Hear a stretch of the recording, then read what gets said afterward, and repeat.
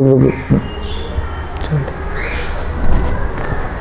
बोलिए महावीर भगवान की जय। जय बोलिए अनंतानंत सिद्ध परमेष्टि भगवानों की जय। बोलिए आचार्य भगवान श्री उमा स्वामी जी महाराज की जय। बोलिए चारित्र चक्रवर्ती श्री शांति सागर जी महाराज की। सभी को जय जिनेन्द्र, जय दो जड़ंदो।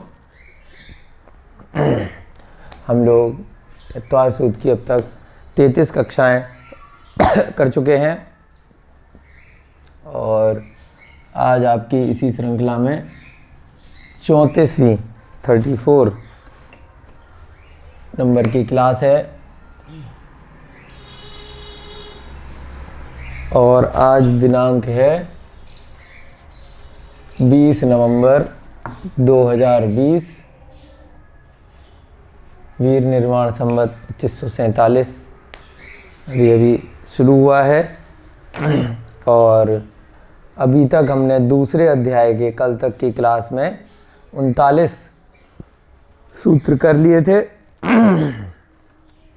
सूत्रों का रिवीजन करने से पहले हम लोग प्रतिदिन की भांति सर्वप्रथम मंगलाचरण करेंगे और अब तक जो 39 सूत्र हमने किए हैं उनको याद करने का प्रयास सभी मिलकर करेंगे। मोक्ष मार्गस्य नेतारं वेतारं कर्म भूभृता ज्ञातारं विश्वतत्त्वानां वन्दे तद्गुणलब्धये वन्दे तद्गुणलब्धये वन्दे तद्गुणलब्धये। जय बोलिए आचार्य गुरुवर श्री उमा स्वामी जी महाराज की। अब सभी लोग दूसरा अध्याय निकाल लेंगे और जिनको सूत्र याद हो गए हैं बहुत अच्छी बात है, जिनको याद नहीं हुए हैं तो देख देख कर प्रयास करेंगे कि जितना संभव हो शुद्ध उच्चारण हमारा संस्कृत के सूत्रों का हो। औपशमिक छायकौ भावौ मिश्रस्य जीवस्य स्वतत्वमौदयिक पारिणामिकौ च द्विनवाष्टादशैकविंशति त्रिभेदा यथाक्रमं सम्यक्त्व चारित्रे ज्ञान दर्शन दान लाभ भोगोपभोग वीर्याणि च ज्ञानाज्ञान दर्शन लब्धैश्चतुस्त्री त्रिपंचभेदा सम्यक्त्व चारित्र संयमा संयमाश्च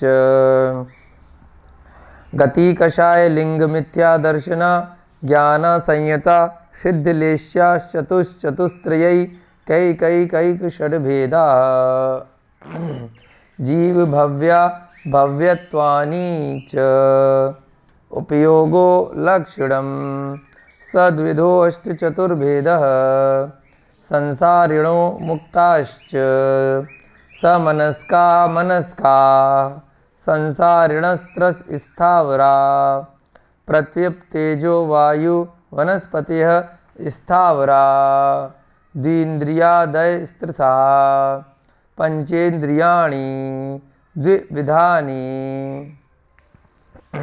निवृत्त्युपकरणे द्रव्येन्द्रियं लब्ध्युपयोगौ भावेन्द्रियं स्पर्शन रसन घ्राण चक्षु श्रोत्राणि स्पर्श रस गंध वर्ण शब्दास तदर्था श्रुतम निन्द्रियस्य वनस्पत्यन्तानामेकं क्रमी पिपीलिका भ्रमर मनुष्यादीना मेकैक वृद्धानि संगिनः समनस्का विग्रह गतौ कर्मयोगः अनुश्रेणी गतिः अविग्रहा जीवस्य विग्रहवती च संसारिणः प्राक् चतुर्भ्यः एक समया विग्रहा एकम द्वौ त्रीन्वाना हारका सम्मूर्छन गर्भोपपादा जन्म सचित्त शीत संवृता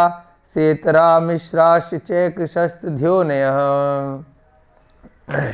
जरायुजांडज पोतानाम गर्भः देवनारकाणा मुपपादः शेषाणां सम्मूर्छनम् औदारिक व्यक्रियका हारक तेजस कर्मणानि शरीराणि परम परम सूक्ष्मम प्रदेशितो संख्ये गुणम प्राक तेजसात् अनंत गुणे परे। इस प्रकार हमने 5 मिनट से भी कम समय में अपने 39 सूत्रों का वाचन किया और कल हमने जो 3 सूत्र करे थे अब उनका जल्दी से रिवीजन करेंगे जिससे आपको याद आ जाएगा कि आपने कल क्या किया था। तो आगे के सूत्र करने में आपको बहुत ही आसानी हो जाएगी। 37वां सूत्र हमने किया था परम परम सूक्ष्मम, यानी कि आगे आगे के सूक्ष्म होते हैं। अब 36वें सूत्र में हमने परसों क्या किया था कि 5 प्रकार के शरीरों की चर्चा की थी। उसी सीरीज से हमें 5 याद करने हैं, है ना। बहुत ही सिस्टमेटिक आचार्य महाराज ने सूत्र बनाए हैं। जैसे उन्होंने इंद्रियों में बनाया था, एक सीरीज से बनाया था, है ना। उसके बाद उन्होंने जो स्थावर जीव थे उनको भी एक सीरीज से 5 रूप में दिया। ऐसे ही यहाँ पर जो 5 प्रकार के शरीर हैं एक नंबर से सीरीज याद रखनी है। औदारिक, वैक्रियक, आहारक, तेजस और कार्मण। आगे पीछे नहीं करेंगे, भूल जाते हैं तो कोई बात नहीं, लेकिन इस सीरीज से याद करने का फायदा ये है कि आगे के सूत्रों को करने में आसानी हो जाती है। कौन कौन से सूत्र हैं? सबसे पहला कौन सा है? औदारिक, वैक्रियक, उसके बाद आहारक, फिर तेजस और कार्मण। क्यों इस सीरीज में दिया? क्योंकि आचार्य महाराज ने 37वें सूत्र में बताया कि परम परम सूक्ष्मम, यानी बाद बाद के जो शरीर हैं वो पिछले वाले से सूक्ष्म होते हैं।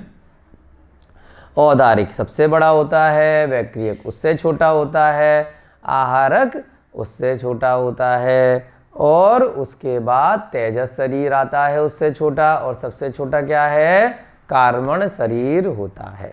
ठीक है, तो ये साइज के अपेक्षा से बताया है, आकार की अपेक्षा से। फिर 38वां सूत्र कल हमने किया प्रदेशतो संख्ये गुणम प्राक तेजसात, यानी प्रदेश की अपेक्षा से जो कौन से होते हैं? तेजस शरीर से पहले, प्राक माने पहले, तेजस शरीर से पहले के शरीर। तो कौन सा शरीर तक आया तेजस शरीर से पहले का? औदारिक, वैक्रियक और आहारक। तो ये 3 जो शरीर हैं असंख्य गुणे होते हैं। किस अपेक्षा से? किस अपेक्षा से? प्रदेश की अपेक्षा से। प्रदेश का वर्णन हमने देखा कि किसके कितने हिस्से हो सकते हैं। जैसे कि औदारिक का हमने देखा था, उसके अणु कंपैरेटिवली बाकी शरीरों की तुलना में बड़े बड़े होते हैं। तो इसलिए क्या हो जाएगा? साइज में तो वो बड़ा है, लेकिन जो औदारिक के बाद वाला शरीर है यानी कि वैक्रियक शरीर है उसके प्रदेश औदारिक से असंख्य गुना ज़्यादा होते हैं। ऐसे ही वैक्रियक शरीर से आहारक शरीर आकार की अपेक्षा से देखेंगे तो छोटा है, लेकिन उसके जो अणु हैं यानी आहारक के जो अणु हैं वो वैक्रियक की तुलना में बहुत छोटे हैं। तो इसलिए क्या कहा कि वैक्रियक से भी आहारक के जो प्रदेश हैं वो असंख्य गुना होते हैं। असंख्य गुना माने असंख्यात गुणे, यानी कि ऐसी संख्या जो हमने अगले वाले सूत्र में देखी, जो संख्या इतनी बड़ी है कि अभी हमारे जो मति श्रुत ज्ञान है उससे हम नहीं जान सकते। अवधि ज्ञान या मने परे ज्ञान जो हमने 5 ज्ञान पढ़े थे उसमें अवधि और मने परे ज्ञान जो है उससे हम जान सकते हैं। एक संख्या है जो कभी ना कभी समाप्त होगी, लेकिन हम अभी अपने ज्ञान से नहीं जान सकते, तो उसको क्या बोलते हैं? असंख्यात संख्या। संख्यात क्या होती है? जो हम अभी अपने मति श्रुत ज्ञान से जान सकते हैं, है ना।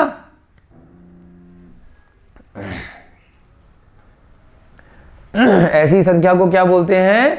संख्यात। उसके बाद में हमने देखा अनंत। अनंत का मतलब क्या होता है?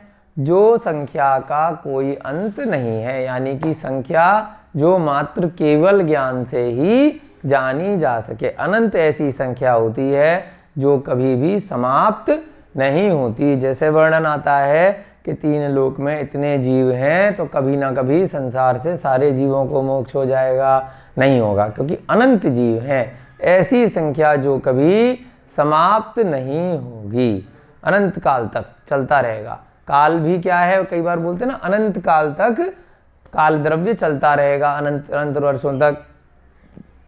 तो वो भी काल भी कभी समाप्त नहीं होगा। ये मिथ्या चर्चा मिथ्या दर्शन में कई बार होती है वर्तमान में कि इतने करोड़ वर्षों बाद सूर्य की गैस खत्म हो जाएगी, तो सूर्य आग का गोला है वो खत्म हो जाएगा। इतने 100 करोड़ वर्षों बाद पृथ्वी खत्म हो जाएगी, इतने 100 करोड़ वर्षों बाद पूरा संसार खत्म हो जाएगा, सभी जीव मर जाएंगे। तो ऐसा कभी नहीं होगा। कोई करोड़ों वर्षों बाद कुछ भी नहीं मरने वाला, चाहे अरब कर लो चाहे करोड़ कर लो, क्योंकि संसार अनादिकाल से है और अनंत काल तक चलेगा। अनंत माने वो संख्या कभी खत्म नहीं होगी।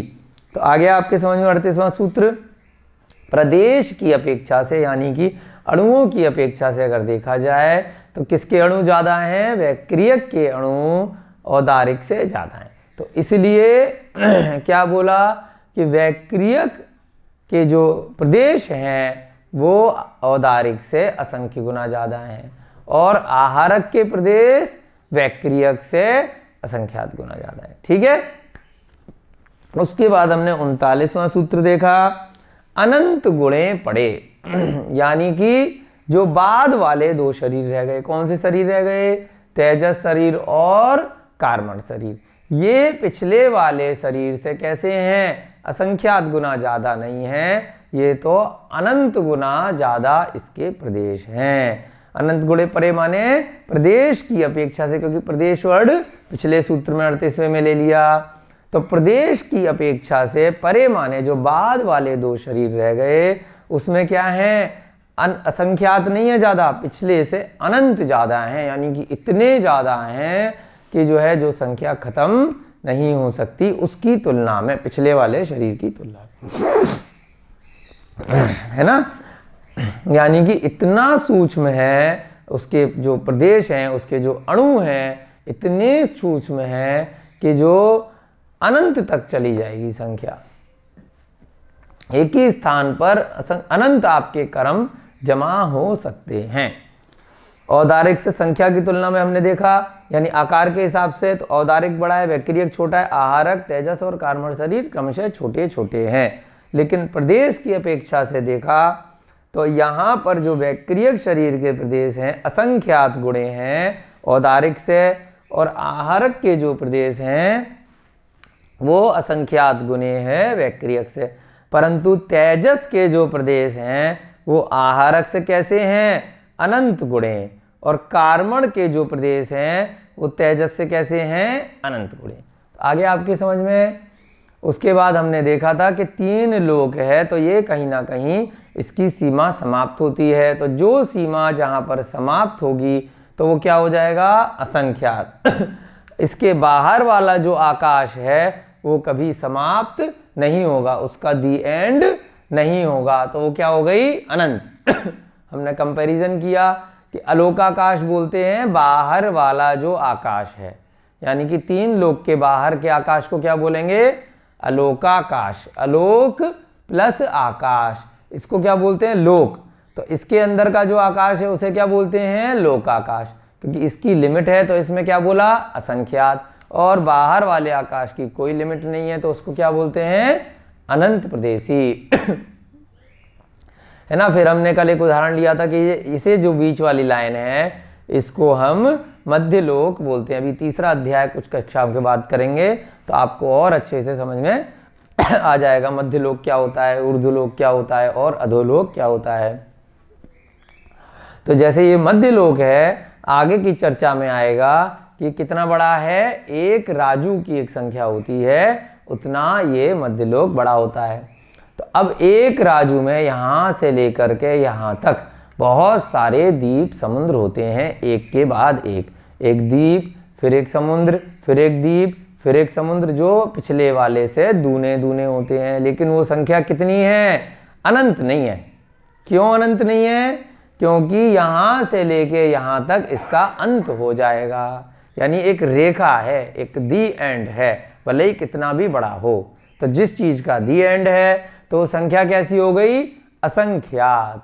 यानी कि जब बोलेंगे कि मध्य लोक में द्वीप समुद्र कितने हैं, तो अनंत नहीं आएगा, क्या बोला जाएगा? मध्य लोक में असंख्यात हैं। क्यों असंख्यात हैं? क्योंकि मध्य लोक कितना बड़ा है लंबाई में? एक राजू का, तो एक राजू में है। ऐसे ही यहां पर जब एक राजू से लेके चर्चा होती है कि भाई एक राजू में कितने योजन हैं, तो क्या बोलेंगे? क्योंकि एक राजू एक सीमा हो गई, यानी कि दी एंड हो गया, तो योजन भी कितने हुए? असंख्यात हुए। फिर अगर कोई पूछ ले भाई एक योजन में कितने किलोमीटर हैं, वो भी चर्चा हम करेंगे, वहां असंख्यात वर्ड नहीं आता। क्यों नहीं आता? क्योंकि उसकी गणना आचार्यों ने की हुई है, तिलोपनति जैसे ग्रंथों में करके बताई है। क्या बताई है? कि एक योजन में अगर वो महायोजन है, अगर हम 3 लोक की चर्चा करते हैं, तो 6300 किलोमीटर का एक महायोजन, यानी कि एक योजन जब हम अकृत्रिम रचनाओं को पढ़ते हैं तब 6300 किलोमीटर का एक योजन होता है। तो उसे हम जब हमने संख्या में बता दिया, तब उसे हम असंख्यात नहीं बोलेंगे, तो क्या बोलेंगे? संख्यात। 6300 की जो संख्या है 6300, हम मति सुत ज्ञान से बहुत आसानी से जान सकते हैं कि भाई यहाँ से लेके यहाँ तक इतने मील होगा, या इतने कोस होगा, या इतना आजकल के हिसाब से किलोमीटर होगा। तो वो असंख्यात में नहीं आता। असंख्यात में क्या आ रहा है? जो राजू से योजन, योजन से किलोमीटर निकाला तो क्या है? संख्यात। ठीक है, आ रहा है समझ में आपको? ऐसे एक उदाहरण हमने और देखा था, सागर में असंख्यात वर्ष होते हैं। जैसे नरकों की आयु का वर्णन आया या स्वर्गों की आयु का वर्णन आया, तो अभी के जो वर्तमान के वर्ष होते हैं उसमें उनकी तुलना नहीं की जा सकती। फिर आगे की चर्चा में हम पढ़ेंगे कि एक जो आयु नापने की एक एक आयु होती है, पूर्व बोलते हैं उसको, पूर्वांग भी बोलते हैं। जैसे आपने कई बार चार्ट पढ़ा होगा कि आदिनाथ भगवान की कितनी आयु थी, है ना? कितनी आयु थी आदिनाथ भगवान की? 84 लाख पूर्व। ऐसे ही अजितनाथ भगवान की, संभवनाथ भगवान, तो जो पूर्व वर्ड उसमें आता है कि 30 लाख पूर्व, कि 84 लाख पूर्व, वो क्या है? वो पूर्व का मतलब पहले नहीं है, अभी आगे बताएंगे उसको। लेकिन पूर्व और पूर्वांग क्या होता है? ये भी एक आयु नापने की एक इकाई होती है। तो वो भी पूर्व मतलब पहले से नहीं है।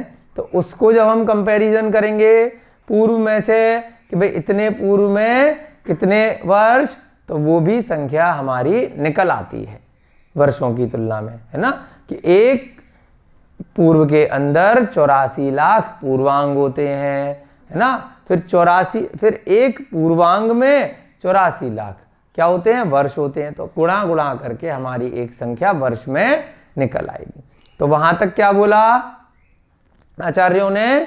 कि वहां तक की संख्या संख्यात होती है, यानी कि हमने उसको गुणा गुणा करके चाहे कितने भी जीरो लग गए, हम एक संख्या तक पहुंच जाएंगे। उसके बाद आचार्यों ने ये वर्णन और किया, फिर आप कहोगे कि 0 0 0 0 लगाते चले जाते हैं, लगाते चले जाते हैं, लगाते चले जाते हैं, पूरा बोर्ड भर देते हैं, तब भी संख्या हो जाएगी। हम गिन तो सकते हैं, गिन सकते हैं, लेकिन कहाँ तक गिनोगे? तो इसलिए एक लिमिट लगा दी। क्या लिमिट लगा दी? कि भाई 1 करोड़ पूर्व के ऊपर की जो संख्या है वो क्या मानी जाएगी? उसको हम संख्यात में नहीं लेंगे। तो वो संख्या जो है 1 करोड़ पूर्व से ऊपर की, वो कहाँ पर जाएगी? फिर पल्ल में जाएगी। यानी कि भोग भूमि के जीव, उनकी आयु कैसे होती है, जो भी हम आगे चर्चा करेंगे। जैसे अवसर्पणी काल चल रहा है, उसके 6 भाग हैं। तो जो पहला, दूसरा और तीसरा जो काल होता है उसको क्या बोलते हैं? उत्तम भोग भूमि, मध्यम भोग भूमि और जघन्य भोग भूमि। हमने उसकी चर्चा अलग क्लासेस में की हुई है, तो वो यूट्यूब पे आपको वीडियो मिल जाएंगे। उत्सर्पणी काल, अवसर्पणी काल की चर्चा, और भोग भूमि के जीव कैसे होते हैं, उनमें क्या क्या लक्षण होते हैं वो सारी आपको मिल जाएगी हमारे चैनल पे। लेकिन अभी क्योंकि ये असंख्यात का वर्णन आ रहा है तो उसमें आपको सार बता दे रहे हैं कि कई बार जब आप पढ़ते हैं तो लगता है कि भाई चलो हमने ये संख्या कर ली तो हम पूरा 10-20-50 कॉपी भर देते हैं 0 0 0 0 लगा के, तो वो संख्या क्या हमारी असंख्यात होगी या संख्यात होगी? तो एक लिमिट लगा दी गई कि 1 करोड़ पूर्व के ऊपर की मान लो जो संख्या है वो क्या हो जाएगी, वो असंख्यात हो जाएगी। और वो कहाँ चली जाएगी? वो पल्यों में फिर चली जाएगी, है ना। यानी कि जो भोग भूमि के जीव हैं उनको पल्य में उनकी गणना होती है। सब आगे के अध्याय में सारी चीजें आएंगी धीरे धीरे। तो तत्वार सूत्र में आपको एक संपूर्ण जानकारी धीरे धीरे मिलेगी, लेकिन रेफरेंस के लिए आपको थोड़ा थोड़ा सा आगे का भी बताना पड़ता है। ठीक है। आदिनाथ भगवान की कितनी आयु थी? 84 लाख पूर्व। ठीक है।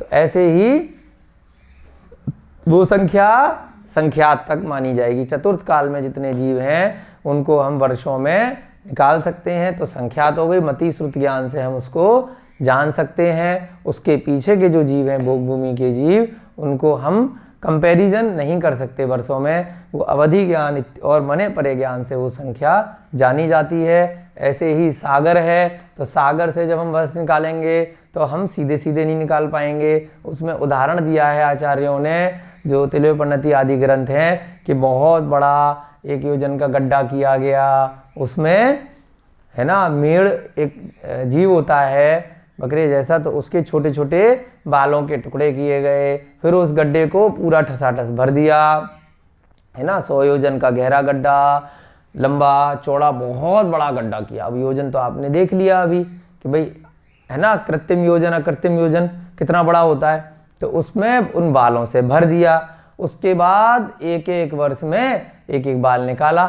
जब वो गड्ढा खाली हो जाएगा तो एक तुलना करी गई है कि उसे एक सागर बोलते हैं, है ना। हम वर्ष में उसको डायरेक्ट नहीं निकाल सकते कि भाई इतने करोड़ इतने अरब वर्ष बाद वो गड्ढा खाली हो जाएगा। तो उसको समझाने के लिए बताया है कि उसे एक सागर बोलते हैं। लेकिन वो संख्या जो है मति श्रुत ज्ञान से चूंकि हम नहीं समझ सकते, तो इसलिए उसको क्या बोलेंगे? सागर में असंख्यात वर्ष होते हैं। तो इन्हीं सागर में आप अगर एक बार गलती करके आपने मान लीजिए बहुत जीव हिंसा करी, बहुत आनंद आया, बहुत मांस खाया, बहुत जीवों को कष्ट दिया, बहुत कषाय करी, तो आप कहाँ चले जाएंगे? सीधे नरक में चले जाएंगे, अधोलोक में चले जाएंगे कर्मों की वजह से। और वहाँ जाकर आपको ऐसे ही सागरों की आयु निकालनी पड़ सकती है। तो थोड़े समय के आनंद के लिए आपको बहुत सागर पर्यंत आयु तक आपको कष्ट भोगना पड़ सकता है। तो इसीलिए आपको बहुत संभल के चलना है। आगे आपको 39 सूत्र समझ में। अब हम आगे का सूत्र आज की चर्चा में करेंगे।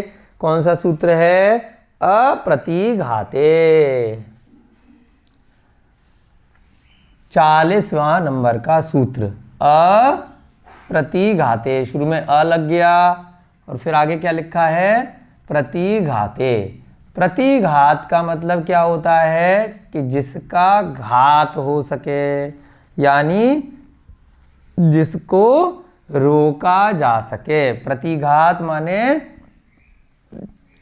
जिसको रोक सकें, अप्रतिघात माने जिसको नहीं रोका जा सके।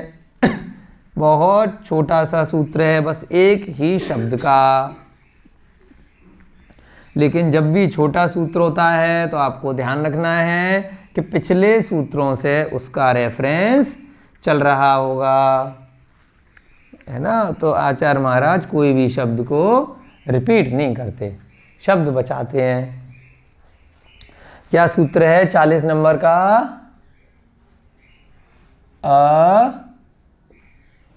अप्रतिघाते, यानी प्रतिघात माने रोकना, घात करना, जिसका प्रतिघात नहीं हो सकता। अर्थात अप्रतिघात का मतलब जिसका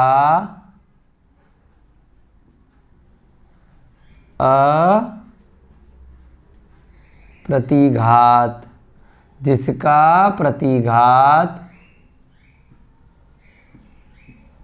नहीं हो सकता, यानी रोका नहीं जा सकता, है ना। प्रतिघात का मतलब जिसको रोका जा सकता है। अब रोकने का क्या मतलब है, किसके बारे में चर्चा कर रहे हैं। अभी पिछले सूत्र में क्या पढ़ा, अनंत गुणे परे, यानी कि कौन कौन से शरीर थे यहाँ पर, बाद वाले दो। उसी रेफरेंस में आगे चलेंगे, 39 के बाद 40 है, तो यहाँ पे दो शरीरों की बात करी है। कौन कौन से शरीर, तेजस शरीर, बाकी के दो शरीर कौन से हैं, है ना। इसके आदि तो लिखवाई दी थी। यहाँ पे कौन कौन से दो शरीर थे, तेजस और कार्मण। तेजस और कार्मण शरीर कैसे होते हैं, अप्रतिघाते, यानी कि उनको कोई नहीं रोक सकता। माने कि जैसे कि आपने मरण करने के बाद, हमने पहले क्या देखा था, विग्रह गति इत्यादि देखे थे कि मरण करने के बाद जो आपका शरीर है यहीं रह जाएगा, और क्या जाएगी, आत्मा जाएगी। और आत्मा के साथ कौन सा शरीर साथ में जाएगा हमेशा, तेजस और कार्मण शरीर, है ना। जो औदारिक शरीर है, अगर मनुष्य इत्यादि का, त्रियंच इत्यादि का मिला है तो यहीं रह जाएगा। क्या निकल जाएगी शरीर में से, आत्मा निकलेगी, तेजस और कार्मण निकल जाएंगे। और जो हमने विग्रह गति के बाद देखा था कि कहाँ पर 1 2 3 समय में जाकर दूसरी गति में उत्पन्न हो जाएंगे। तो किसका प्रतिघात नहीं हुआ, तेजस और कार्मण को उस शरीर ने नहीं रोका, वो शरीर तो वहीं रुक जाएगा। अब मान लीजिए यहां से मरण हुआ इस कमरे में से, और इसके पीछे दूसरा कमरा है, वहां जाकर उत्पन्न होना है, तो यहां से आत्मा निकलेगी, और उसके बाद औदारिक या वैक्रियक शरीर है वो छूट जाएगा, और क्रॉस करके सीधे सीधे आत्मा पार पहुंच जाएगी। तो जो तेजस और कार्मण शरीर है, क्या ये दीवार उसको रोक पाई, नहीं रोक पाई। रोक नहीं पाई तो इसका मतलब ये दोनों शरीर अप्रतिघात होते हैं। इन दोनों शरीरों को कोई भी नहीं रोक सकता, वो जहां जाना चाहें वहां पर वो पहुंच जाते हैं। रुकेंगे तो कहां जाके रुकेंगे, इस 3 लोक के बाहर नहीं जाएंगे। लेकिन अभी जो सारे की सारे 6 द्रव्यों की चर्चा कर रहे हैं हम, वो सब 3 लोक के अंदर की दृष्टि से कर रहे हैं। तो 3 लोक में कहीं भी जा सकते हैं, जहां के उस जीव के कर्म बनेंगे अगला जन्म लेने के, उस हिसाब से तेजस और कार्मण शरीर हमेशा आत्मा के साथ लगे रहेंगे। अब आप कहेंगे कि औदारिक शरीर तो हमने एक इंद्रिय जीव का भी देखा था, वायु का एक है, जल का एक है, अग्नि का एक है, तो वो भी तो कहीं भी घुस जाते हैं। जल की भी क्या है, मान लीजिए एक बूंद है, या आपने एक गिलास में जल रखा, तो उसमें भी क्या है, उस समय के लिए वहां तक ही वो सीमित हो गया। अब उसको कहीं दूसरी जगह फिर से उत्पन्न होना है, तो वहां वाला जो उसका जल का एक का जो स्पर्श वाला जो शरीर है, स्पर्श इंद्री देखी थी, तो औदारिक जो शरीर है वो छूट जाएगा। लेकिन उस जल का एक जीव के अंदर, यानी कि जो स्थावर जीव है, उसके भी कौन कौन से शरीर हैं, ये दो तो है ही है। ये दो जो शरीर हैं, वो जो जीव दिखाई नहीं भी दे रहा, जो अग्नि का एक जीव है, जो पृथ्वी का एक जीव है, जो वनस्पति का, इन सब में भी कार्मण और तेजस शरीर है। उन्हीं कर्मों के हिसाब से वो बार बार चाहे स्थावर पर्याय में उत्पन्न हो रहे हैं, या त्रिंच में जा रहे हैं, या देव में जा रहे हैं, या नारकी में जा रहे हैं, या मनुष्य गति में जा रहे हैं, किसी भी गति में जा सकते हैं। इनके ऊपर का जो शरीर है वो छूट जाएगा, है ना। और बाकी का जो शरीर है जल का एक का, वो कहीं पर भी ये दो जो शरीर हैं वो जा सकते हैं। अब इसमें जो एक्सप्लेनेशन करी कि भाई कोई कहेगा आहारक शरीर है। जो आहारक शरीर हमने क्या पढ़ा था कि मुनि महाराज के 6वें गुण स्थान में निकलता है, और वो भी कहीं पर भी जा सकता है, जहाँ पर भी केवली या श्रुत केवली हो, उनसे शंका का समाधान करना हो, वो फटाफट से जाएगा। चाहे बीच में रास्ते में नदी पड़े, पहाड़ पड़े, है ना, विजयार्थ पर्वत पड़ जाए, चाहे आपका हिमवान पर्वत पड़ जाए, कहीं पर भी उसको जाना है वो क्रॉस करता हुआ दीवार को, पर्वत, नदियों को निकल जाएगा। लेकिन कहाँ तक नहीं निकलेगा? वो इस पूरे 3 लोक में जा सकता है क्या? आहारक शरीर किस गति में आया? आहारक शरीर किसका हो सकता है? केवल मुनि महाराज के। मुनि महाराज कहाँ तक जा सकते हैं? इस मध्य लोक के अंदर मात्र 2.5 दीप तक, यानी आगे हम देखेंगे 45 लाख योजन के बाहर मनुष्य जा ही नहीं सकता। तो जो मनुष्य का जो आहारक शरीर है वो भी 45 लाख योजन के बाहर ही नहीं जा सकता। लेकिन ये जो 2 शरीर हैं वो कहाँ जा सकते हैं? पूरे 3 लोक में जा सकते हैं, है ना। तो जो आहारक शरीर है वो अप्रतिघात किस दृष्टि से है कि वो पहाड़, नदियां वगैरह, दीवार क्रॉस करके जा सकता है। परंतु 2.5 दीप है, मान लीजिए ये वाला अगर 2.5 दीप है, तो यहाँ पर अगर ये मानुषोत्तर पर्वत है, आगे की चर्चा हम करेंगे, मानुषोत्तर पर्वत है, तो इसके पार आहारक शरीर क्रॉस नहीं कर सकता, है ना। आहारक शरीर कौन सा शरीर बताया था? जो मुनि महाराज के बाएं कंधे से सफेद रंग का पुतला निकलता है और शंका समाधान करके आ जाता है केवली, शुद्ध केवली के पास जाके, तो वो 2.5 दीप के बाहर नहीं जा सकता, तो इसलिए उसको अप्रतिघात नहीं लिया। ऐसे ही वैक्रियक शरीर आप बोलोगे, देवता कहीं भी जा सकते हैं छोटा बड़ा रूप बना के, है ना, वो स्वर्ग से लेके मध्य लोक में आ जाते हैं, समुद्र इत्यादि अटेंड करते हैं। लेकिन वो भी जो देवता वगैरह हैं, यहाँ त्रस नाली होती है, त्रस नाली के बाहर नहीं जा सकते कोई भी, है ना। जहाँ उनकी जितनी सीमा है उन देवता की, वो वहीं तक जा सकते हैं। ये नहीं है कि नीचे वाले देवता का मन किया, जो पहले स्वर्ग में उत्पन्न है, जाए चलो सर्वार्थ सिद्धि देख के आए, नहीं जा सकते। तो उनका शरीर भी, उनकी एक सीमा होती है, तो वहीं तक जा सकता है अपना अपना शरीर। लेकिन ये 2 जो शरीर हैं, ये मरण के बाद तेजस और कार्मण शरीर, अगर यहाँ पर उत्पन्न होना है तो यहाँ जा सकते हैं, यहाँ उत्पन्न होना है तो यहाँ जा सकते हैं, यहाँ उत्पन्न होना, कहीं पर भी जा सकते हैं। परंतु वैक्रियक शरीर कहाँ तक रहेगा? जहाँ तक उसके स्वर्ग हैं या नरकों वाला अगर वैक्रियक शरीर है तो वहीं तक रहेगा। और औदारिक शरीर कहाँ तक रहेगा? औदारिक में भी पिछला शरीर छूट जाएगा और खाली तेजस और कार्मण आगे जाएंगे। औदारिक अगर मनुष्य है तो 2.5 दीप में ही, उसके बाहर नहीं जा सकता। अन्य त्रियंच हैं तो त्रियंच भी त्रस नाली के बाहर नहीं जा सकते। इसके बाहर मात्र कौन से जाएंगे? केवल स्थावर जाएंगे, वो त्रस नाली के बाहर, इसलिए उसको त्रस नाड़ी या त्रस नाली बोला कि त्रस जीव जो होते हैं, यानी कि 2 इंद्रिय से 5 इंद्रिय के जीव, हमने पढ़े थे ना त्रस और स्थावर के भेद में इसी अध्याय में, 2 इंद्रिय से 5 इंद्रिय तक के जीव इस त्रस नाली में होते हैं। बाहर कौन से हैं? स्थावर जीव हैं। और स्थावर अंदर तो है ही है, स्थावर 3 लोक में ठसाठस भरे हुए हैं, अंदर भी हैं त्रस नाली के और बाहर भी हैं, परंतु त्रस नाली में मात्र त्रस जीव होते हैं। आगे आपके समझ में, अप्रतिघात का मतलब जिसका प्रतिघात नहीं हो सकता, अर्थात तेजस और कार्मण शरीर को कोई नहीं रोक सकता, का घात नहीं हो सकता,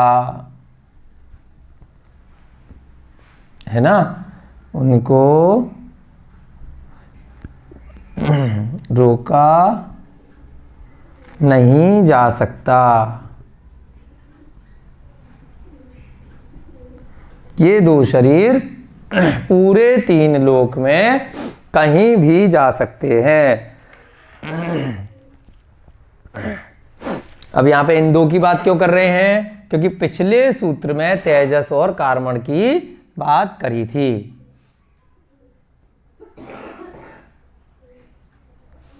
पिछले सूत्र में है ना, अप्रतिघात वर्ड लिख दिया, यहां पे ये नहीं लिखा कि तेजस और कार्मण शरीर अप्रतिघात है क्योंकि अनंत गुणे परे लिख दिया।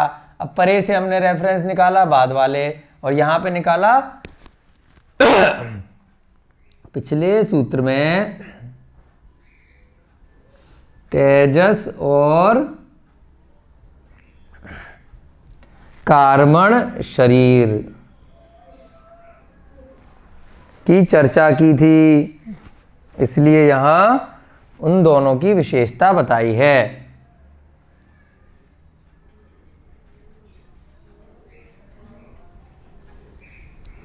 इसलिए यहां उन्हीं दोनों की कि वो दोनों की विशेषता क्या है? अप्रतिघाते, उसको रोका नहीं जा सकता। यहीं पे आप आगे लिख सकते हैं कि आहारक शरीर भी अभेद है, वैक्रियक शरीर भी चाहे तो देवता कहीं भी यहाँ से क्रॉस करके निकल सकते हैं, छोटा सा बिल्कुल सूक्ष्म बना सकते हैं रूप, और बहुत बड़ा भी कर सकते हैं, लेकिन उनकी जो सीमा है वो कहाँ तक है? त्रसनाली तक है। और आहारक की सीमा कहाँ तक है? 2.5 दीप तक है। मानुषोत्तर पर्वत के बाहर मनुष्य नहीं जा सकता, तो जो मनुष्य का शरीर है वो नहीं जा सकता बाहर। अब तीर्थंकर पर्याय में अगर तीर्थंकर भी सोचें कि मैं सुमेरु पर्वत से ऊपर जाके स्वर्ग देख के आ जाऊं, केवल ज्ञान की दृष्टि से तो जा सकते हैं, है ना, ज्ञान से तो वो सिद्धशिला को देख सकते हैं, चाहे सारे स्वर्गों को देख सकते हैं। वो सोचें कि हम इसी शरीर को लेकर के हम सुमेरु पर्वत से एक बाल ऊपर भी नहीं जा सकते पांडुशिला से, जो ऊपर वाला उसका है, क्योंकि एक बाल ऊपर क्या है? स्वर्ग स्टार्ट हो जाएंगे, है ना। वो ज्ञान से तो देख लेंगे अपने ध्यान में कि पूरे 3 लोक का क्या शरीर स्वरूप है, लेकिन चूंकि उनका औदारिक शरीर है उस समय, तो उसको लेकर के वो बाहर नहीं निकल सकते 2.5 दीप से। इस 2.5 दीप से बाहर तीर्थंकर भी नहीं जा सकते, है ना, चाहे जबकि क्यों? क्योंकि वो मनुष्य गति में है। लेकिन तीर्थंकर इत्यादि के साथ क्या होता है कि वो जिस क्षेत्र में होते हैं वो उसी क्षेत्र से बाहर नहीं जाते। मान लीजिए भरत क्षेत्र है हमारा जम्मू द्वीप का, तो वो आर्यखंड के बाहर भी तीर्थंकर नहीं जाते, वहीं पर प्रवचन इत्यादि जो समूह शरण लगते हैं आर्यखंड में ही लगते हैं। जबकि देवता तो और ज़्यादा चले जाते हैं, जो विद्याधर मनुष्य हैं वो भी बहुत सारी जगह घूमते हैं, है ना। ऐसा वर्णन आया है, आपने बहुत सारे पौराणिक ग्रंथों में देखा होगा कि पूरा की पूरा जम्मू द्वीप तक घूमने चले जाते हैं विद्याधर। हनुमान जी ने परिक्रमा लगाई थी पूरे जम्मू द्वीप के सुमेरु पर्वत की, तो वो अपनी विद्या के बल पर सब जगह जाके दर्शन करके आते हैं अकृत्रिम चैत्यालयों के। लेकिन अकृत्रिम चैत्यालय कौन से दर्शन कर सकते हैं मनुष्य गति में? मात्र 2.5 दीप के। ऐसा नहीं है कि बहुत सारे आप उदाहरण देखते हैं कि उन्होंने जो सुदर्शन राजा थे, है ना, सुदर्शन सेठ थे, तो उन्होंने अकृत्रिम चैत्यालयों के दर्शन किए, तो वो अकृत्रिम चैत्यालय स्वर्ग वाले दर्शन करके नहीं आए, ना नंदीश्वर द्वीप के दर्शन करके आए, क्योंकि नंदीश्वर द्वीप 2.5 दीप के बाहर है।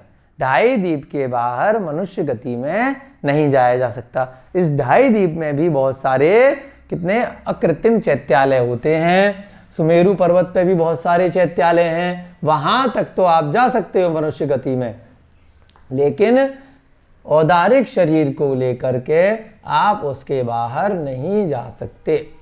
वैक्रियक शरीर वाला जीव, उसकी जो लिमिट है ना, त्रसनाली की, उसके बाहर नहीं जा सकता।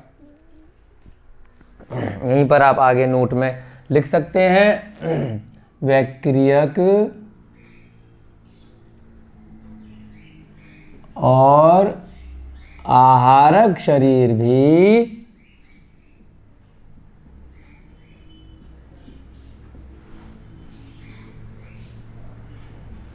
अभेद हैं, मतलब उनको भी नहीं रोक सकते। लेकिन अप्रतिघात वर्ड उनके लिए नहीं लिया, क्योंकि उनका जहां तक जाना है वहां तक के लिए तो अभेद है ना। लेकिन कहीं पर भी पूरे 3 लोक में चले जाएं, ये अप्रतिघात वर्ड बेसिकली 3 लोक की दृष्टि से लिया है कि जीव जो है वो 3 लोक में कहीं पर भी जा सकता है, और जीव के साथ ये जो 2 शरीर हैं वो भी कहीं भी जा सकते हैं।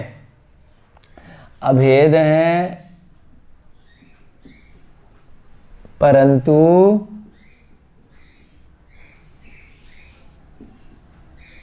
चूंकि वैक्रियक शरीर, परंतु वैक्रियक शरीर कहां तक जा सकता है? त्रसनाली के बाहर नहीं जा सकता। ये सारे शब्द धीरे धीरे आपको अगले अध्याय में और क्लियर होने लगेंगे। त्रस नाली या नाड़ी भी बोलते हैं इसको, त्रस नाड़ी लिख देते हैं। त्रस नाड़ी के बाहर नहीं जा सकता, है ना। इसी प्रकार जो आहारक शरीर है वो कहां तक जा सकता है? मात्र मानुषोत्तर पर्वत तक, यानी कि 2.5 दीप के बाहर नहीं जा सकता। आहारक शरीर 2.5 दीप के बाहर नहीं जा सकता, इसलिए उसको अप्रतिघात नहीं बोला।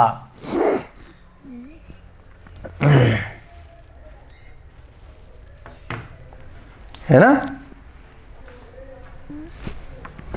इसलिए उनको अप्रतिघात नहीं कहा गया। तेजस और कार्मण शरीर हमेशा किसके साथ रहते हैं? आत्मा के साथ लगे रहते हैं, है ना। आत्मा के साथ, आत्मा के साथ पूरे 3 लोक में कहीं भी जा सकते हैं जहां उनको जन्म लेना है ना।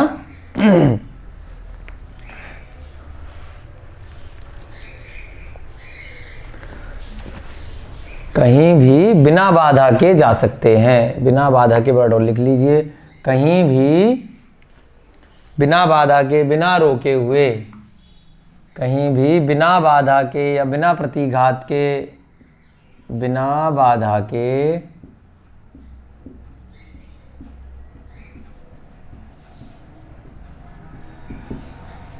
अब किसी जीव का मरण त्रसनाली में हुआ, उसने ऐसे कर्म किए थे कि जिसकी वजह से उसको यहाँ जाके एक इंद्रिय पर्याय में जन्म होना है, तो यहाँ से उसका जो त्रस वाला शरीर है वो तो छूट जाएगा और यहाँ पर उसको एक इंद्रिय पर्याय वाला शरीर मिलेगा।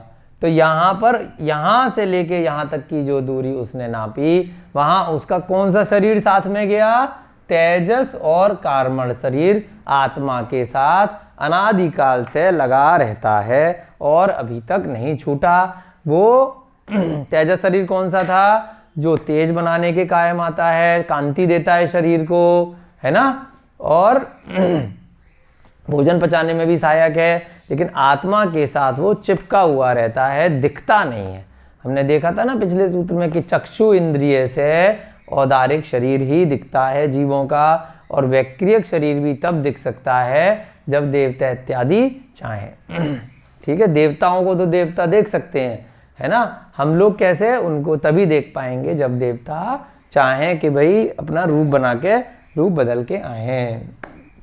अगला सूत्र हम करेंगे तो ये वाला सूत्र के रेफरेंस में ही है बहुत अच्छे से, और ये चीज आपको समझ में आ जाएगी। नीचे वाला मिटा दें यहां से। कितने सूत्र हो गए? 40 सूत्र हो गए। अगला सूत्र है अनादि संबंधे च। बार बार एक वर्ड आता है बोलने में, अनादिकाल से साथ में है, अनादिकाल से। तो अनादिकाल से क्या साथ में है? अनादि संबंधे च, यानी कि अभी उसी दोनों शरीरों की चर्चा चल रही है, तेजस और कार्मण। ये जो बाद वाले शरीर हैं, जैसे बोलते हैं ना कि अनादिकाल से ये संसार है, अनादिकाल से हमारी आत्मा है ना। तो ये दो जो शरीर हैं ये भी आत्मा के साथ अनादिकाल से चिपके हुए हैं, छूट ही नहीं रहे। उन्हीं की वजह से बार बार जन्म होता है। जब सिद्ध बन जाते हैं तो कौन सा शरीर साथ में रहता है पांचों में से? जब सिद्ध बन जाते हैं तो कौन सा शरीर साथ में रहता है? जब आप सिद्ध बन जाते हैं तब कोई सा शरीर नहीं रहता है ना। कंफ्यूज नहीं होना है आपको, परीक्षा लेते रहते हैं बीच बीच में। सिद्ध बनने में तो कर्म ही छूट गए, यानी कि सारे शरीर छूट गए। सिद्ध बनने में तेजस और कर्म नहीं जाएगा। अनादि संबंधे च, अभी तक किन दृष्टि से जो संसारी जीव है, ये सारे शरीर संसारियों की तो बात कर रहे हैं, सिद्ध भगवानों का तो कोई शरीर है ही नहीं, इन्हीं को तो छुड़ाना है। ये 3 शरीर जो थे, औदारिक, वैक्रियक और आहारक, ये तो अपने आप आपके छूटते रहते हैं बार बार। मुख्य रूप से जो तेजस और कार्मण शरीर हैं, जिनमें भी सबसे इंपॉर्टेंट कार्मण शरीर है, वो पीछा नहीं छोड़ रहा, जिसकी वजह से बार बार हमें नए नए शरीर मिल जाते हैं ऊपर के। कभी वैक्रियक मिल गया, नरक चले गए या स्वर्ग चले गए, तो कभी त्रियंच या मनुष्य गति में आ गए तो आपको औदारिक मिल गया। तो अनादि संबंधे च, यानी कि लिखते हैं पहले सूत्र, अनादि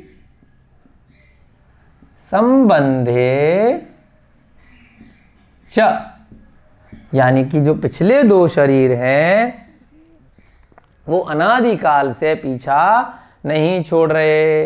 अब जब ये अनादिकाल से पीछा छूट जाएगा तो क्या बन जाओगे आप? सिद्ध बन जाओगे, यानी कि फिर उसके बाद कोई शरीर आपके आके नहीं चिपकेगा। क्यों चिपक रहे थे शरीर? क्योंकि कर्म चिपके हुए थे। तो कर्मों की वजह से बार बार नए नए शरीर की रचना हो जाती है, अलग अलग भवों में, अलग अलग गतियों में जीव चला जाता है। जब कर्म ही छूट गया तो उसके बाद फिर कोई शरीर नहीं मिलेगा। अभी तक हम जितने भी संसार में जीव हैं, तो इसका मतलब ये है कि ये शरीर कोई से भी, आपके जो बाद वाले शरीर हैं, तेजस और कार्मण शरीर, जब से ये जीव हमारा संसार में है अनादिकाल से, तब से ही संबंध को प्राप्त हुए हैं, यह आज तक नहीं छूटे हैं। ऐसा नहीं है कि एक बार सारे कर्म छूट गए और फिर दोबारा चिपक गए। एक बार छूट जाएंगे तो सीधे जीव सिद्ध शिला पर पहुंच जाएगा, फिर दोबारा वो नहीं चिपक सकते। कोई सा भी आप फेविकॉल ले आइए, कोई सा भी आप चिपकाने का पदार्थ ले आइए, फिर नहीं चिपकेगा। एक बार कर्म सारे अलग हो गए तो परमानेंट अलग हो गए। तो क्या बोला? अनादि संबंधे च, यानी कि पिछले जो 2 शरीर, अब यहां पे दोबारा वर्ड नहीं बोला, वहीं से पिछले सूत्र से ही आ रहा है, यानी कि पिछले सूत्र में तेजस और कार्मण शरीर की बात कर रहे थे। अब किसके साथ संबंध है? आत्मा के साथ, है ना। वो भी हिडन है इसमें। किसके साथ संबंध है इन दोनों शरीर का? किस पे चिपके हुए हैं? अनादि संबंधे च, यानी अनादि काल से संबंध है। है ना, अनादिकाल से आत्मा के साथ ये दोनों शरीर जुड़े हुए हैं। अनादिकाल से तेजस और कार्मण शरीर आत्मा के साथ क्या है, संबंधे, यानी कि जुड़े हुए हैं। अनादिकाल से कार्मण शरीर का आत्मा के साथ संबंध है, यानी रिलेशन है। दोनों अनादिकाल से आत्मा के साथ में जुड़े हुए हैं, है ना। अब इसमें आप नोट में लिख सकते हैं, सिद्ध बनने के पश्चात, सिद्ध बनने पर ही ये दोनों शरीर आत्मा से छूटते हैं, उससे पहले नहीं छूटते।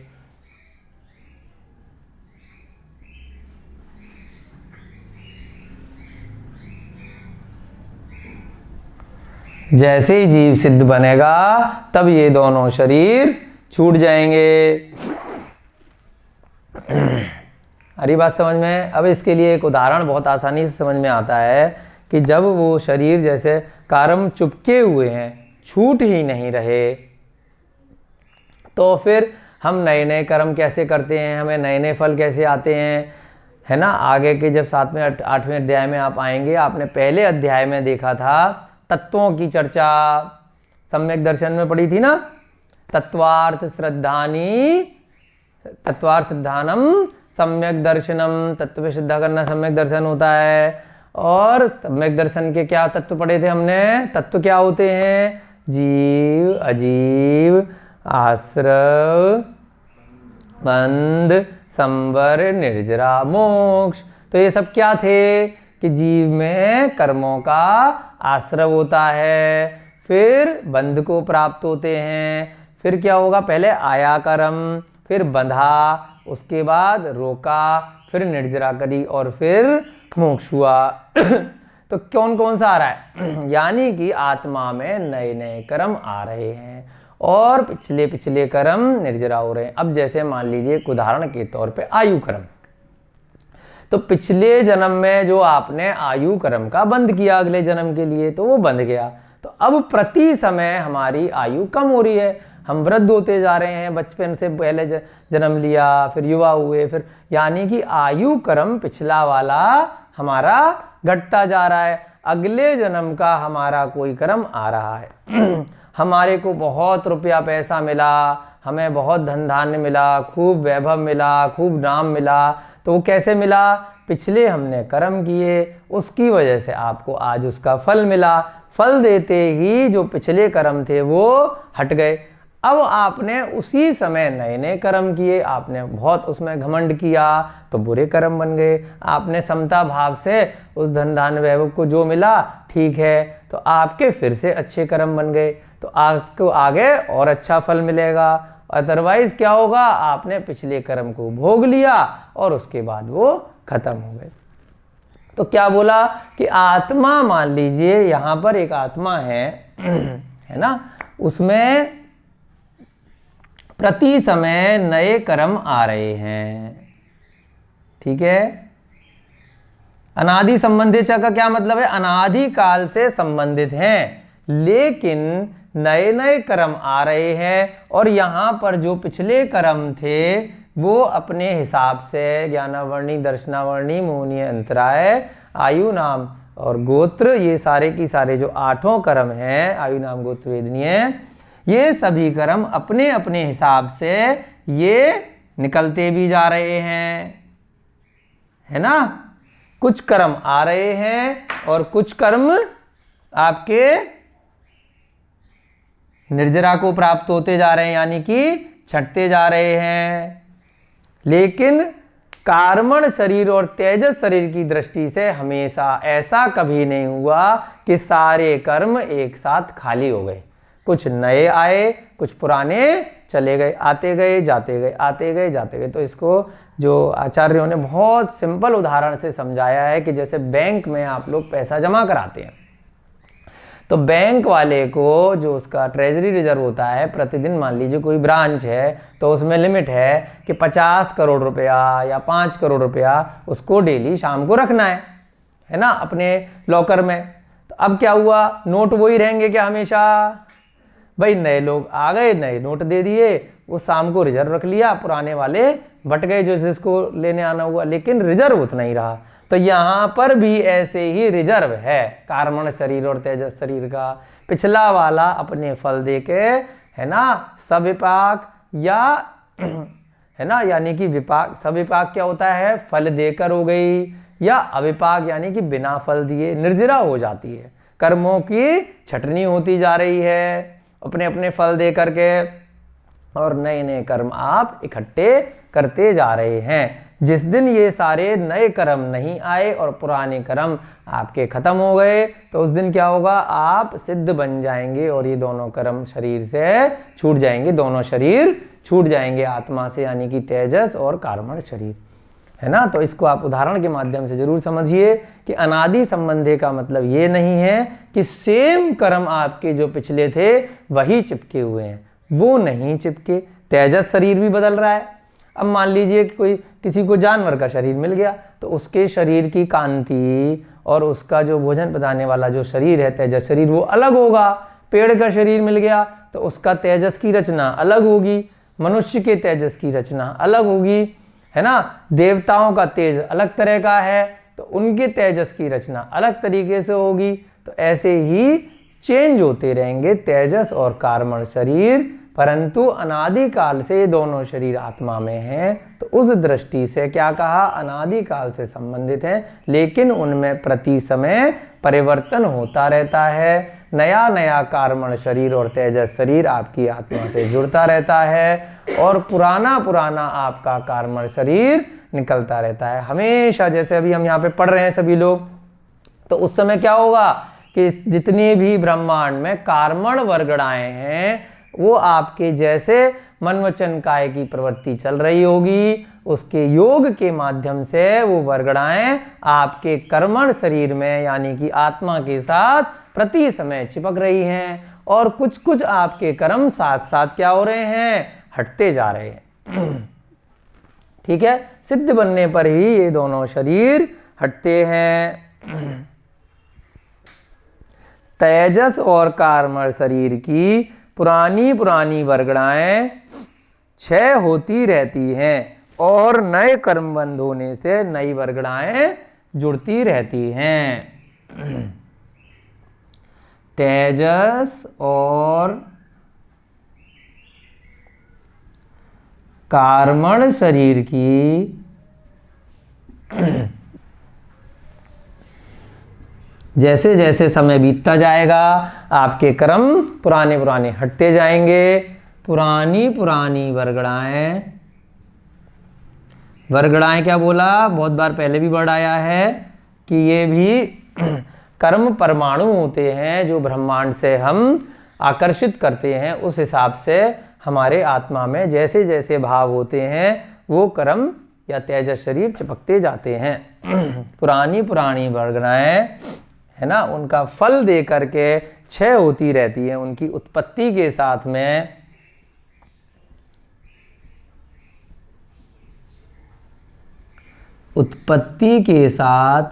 क्षय होती रहती हैं, यानी समाप्त होती रहती हैं।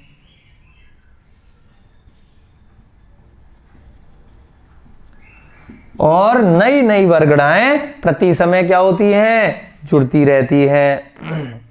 और नए कर्म बंध होने से नई वर्गणाएं जुड़ती रहती हैं और नए कर्म, हमने देखा था ना तत्व में जीव अजीव आश्रव बंध, तो नए कर्मों का यहाँ पे बंद होता जा रहा है आश्रव के साथ में, उसके बाद वो चिपक गए तो फिर से नई वर्गणाएं वो हो गई। और नए कर्म बंद होने से नई नई वर्गणाएं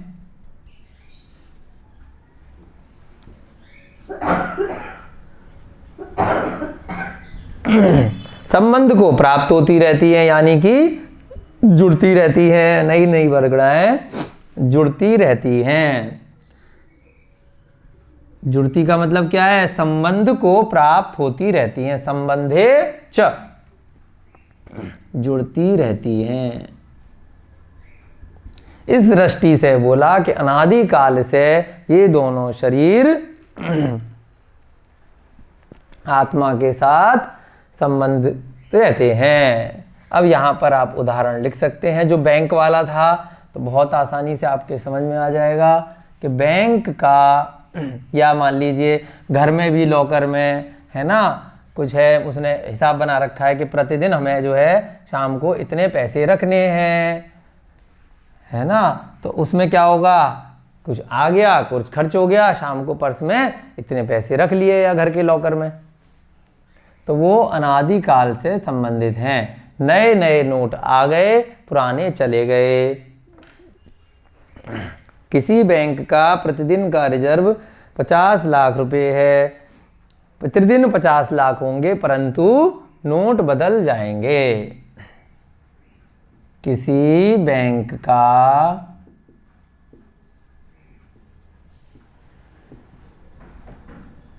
प्रतिदिन का रिजर्व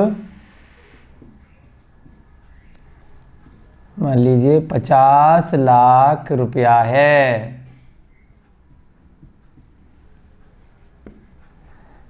प्रतिदिन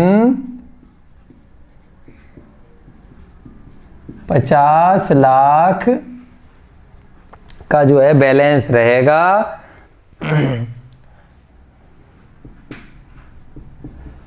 परंतु नोट बदल जाते हैं। वही नोट तो नहीं रहेंगे हमेशा। अगर वही नोट रहेंगे तो भाई वो कुछ समय बाद क्या होगा, है ना, पीले पड़ जाएंगे, चूहे खा जाएंगे, पानी से खराब हो जाएंगे, तो क्या होगा, वो पैसा बर्बाद हो जाएगा। तो ऐसे ही कर्म कभी भी रुकेंगे नहीं, हमेशा प्रति समय पुराने कर्म निकलते रहेंगे अपने फल दे करके, और नए नए कर्म आते जाएंगे। आगे आपके समझ में, अनादि संबंधे च, अनादि काल से ये दोनों जो शरीर हैं, कौन से शरीर हैं, तेजस शरीर और कार्मण शरीर पीछा नहीं छोड़ रहे। लेकिन कौन सा शरीर पीछा छोड़ देता है, औदारिक, वैक्रियक और आहारक। ये शरीर तो बार बार बदलता रहेगा,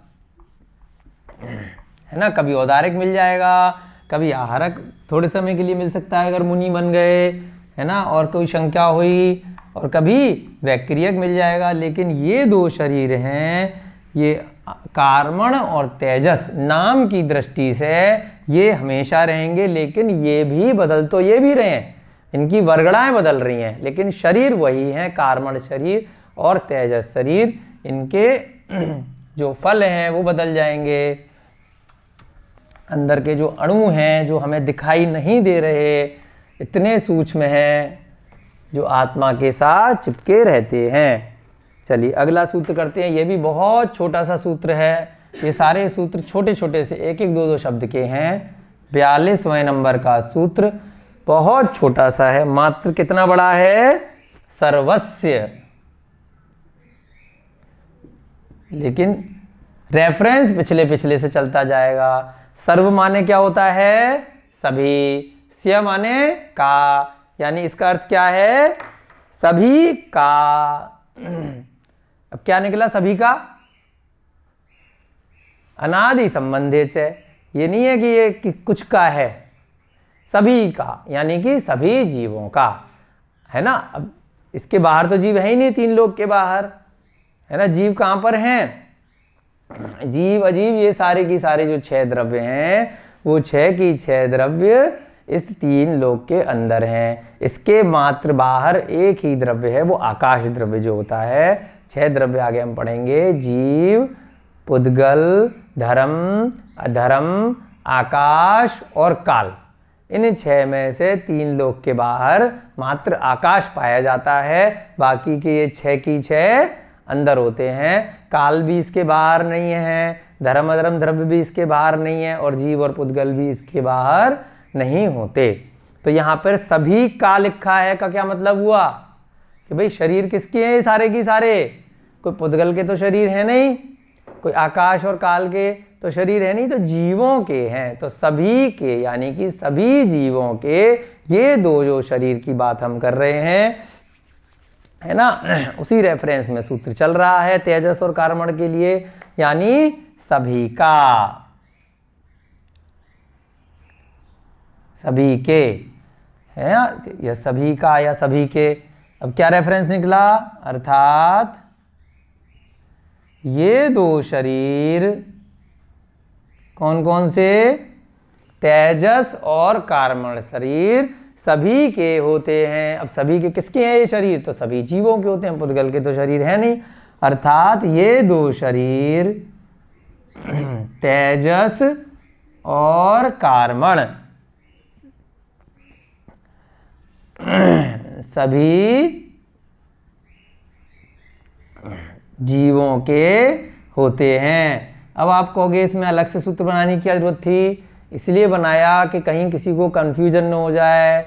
भाई स्थावर पर्याय के जीव हैं, इतने सूक्ष्म हैं, दिखाई नहीं देते, तो कहीं कंफ्यूजन ना हो जाए कि इतना सूक्ष्म जीव है स्थावर का कि वो भी कहीं का भी कहीं पर भी वायु का एक चला जाता है, वनस्पति का एक भी बहुत छोटा है, एक इंद्रिय जीव जो हैं, पृथ्वी का एक भी बहुत सूक्ष्म है, तो वो भी क्या पता उनके तेजस और कर्मण शरीर होता है कि नहीं होता है? होता है कि नहीं होता भाई साहब? एक इंद्रिय वालों के तेजस और कर्मण शरीर होता है कि नहीं होता है? उनके भी होता है। तो इसीलिए आचार्य महाराज ने अलग से सूत्र बना दिया कि कहीं लोग ये ना समझें कि जो बड़ा सा शरीर औदारिक दिखाई दे रहा है उसी के हैं क्या ये तेजस और कर्मण शरीर? ये तो हरेक के हैं। जो निगोदिया में भी स्थावर जीव पड़े हुए हैं, जो निगोद से निकले ही नहीं हैं, है ना, उनके भी है। और चाहे मक्खी, मच्छर, चींटी, जल का एक, अग्नि का एक, वनस्पति का एक, वायु का एक, उन सब के भी ये दो शरीर हमेशा होते हैं। उसी की वजह से उन्हें बार बार अगला अगला जन्म मिलता है। तो क्या बोले? आत्मा के साथ संबंध इन दोनों शरीरों का अनादिकाल से रहता है। अब बताइए, केवली भगवान के दो शरीर होते हैं कि नहीं होते हैं? केवली भगवान की तो ये दोनों भी होते हैं और औदारिक भी होता है ना। कब छूटेंगे? सिद्ध बनने के बाद। तो ये कंफ्यूजन ना रहे किसी को कि केवली भगवान के दो शरीर छूट गए क्या।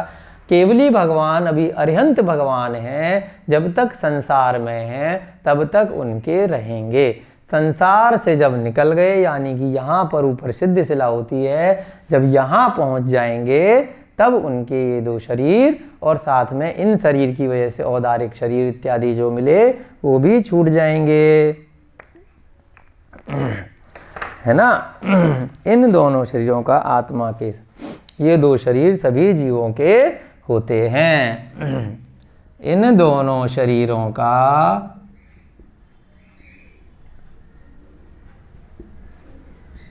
आत्मा के साथ संबंध, यानी कि अनादि संबंध पिछले सूत्र में ले लिया, फिर लिख दिया कि सभी का। इन दोनों शरीरों का आत्मा के साथ अनादिकाल से, इन दोनों शरीरों का आत्मा के साथ अनादिकाल से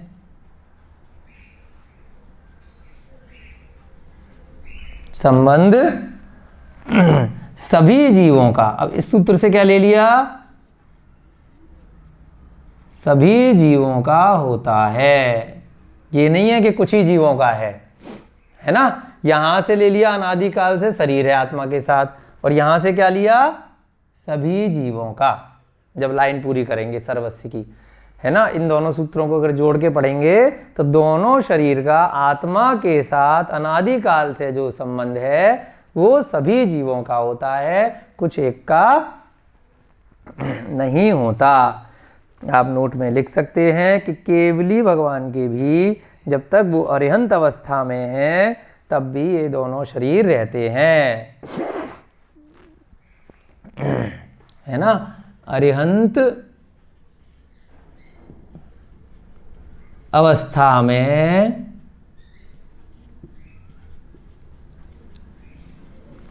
केवली भगवान के भी ये दोनों शरीर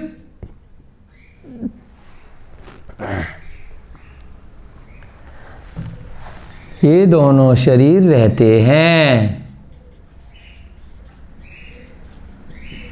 है ना। इसमें हमने लिख लिया था कि सिद्ध बनने पर दोनों शरीर आत्मा से छूट जाते हैं। आ गया समझ में। आपके 3 सूत्र आज की कक्षा में आपके हो गए हैं, बहुत आराम से धीरे धीरे आपको कराए हैं। उसके बाद 2-3 कक्षाओं में आपका ये 53 सूत्र हैं दूसरे अध्याय में, ये समाप्त हो जाएंगे। आ रहा है अच्छे से समझ में? कोई भी शंका हो तो आप लोग पूछ सकते हैं। चलिए आज की कक्षा को यहीं समाप्त करते हैं। आहारक शरीर का क्या स्वरूप होता है? आहारक शरीर पिछली कक्षा में बताया था, जो छठे गुण स्थान में मुनि महाराज होते हैं, उनके शंका कुछ होती है तो उनके निकलता है सफ़ेद रंग का पुतला, और केवली शुद्ध केवली से जाकर के पास में वो शंका का समाधान करके वापस उनके शरीर में समाप्त आ जाता है। अभी हम अगले सूत्र में देखेंगे, तेजस शरीर में भी पुतला निकल सकता है। तेजस शरीर के भी 2 भाग हैं, आगे के सूत्र में आएगा, कल की कक्षा या परसों की कक्षा में कराएंगे। 48वें सूत्र में अनिश्रणात्मक और निश्रणात्मक, जिसमें कि उसमें भी एक पुतला निकल सकता है, उसमें भी तेजस का वो प्रकार है। मूल रूप से यहाँ पर जो तेजस की बात हो रही है, जो शरीर को तेज और कांति देता है, आहारक की तरह से ही एक पुतला तेजस शरीर के भी एक प्रकार में आया है। उससे लोगों को कन्फ्यूजन हो जाता है, वो कल या परसों की कक्षा में 48वें सूत्र में आएगा, और उससे आपको वो चीज़ क्लियर हो जाएगी कि वहाँ पर भी एक पुतला निकलता है, वो दूसरी टाइप का पुतला है यहाँ पर शंका समाधान करने के लिए। जय बोलिए महावीर भगवान की, जय बोलिए आचार्य भगवान श्री उमा स्वामी जी महाराज की, जय बोलिए चारित्र चक्रवर्ती श्री शांति सागर जी महाराज की, जय बोलिए अनंतानंत सिद्ध परमेष्टि भगवानों की। सभी को जय जिनेन्द्र, जय दू जुड़ंदो।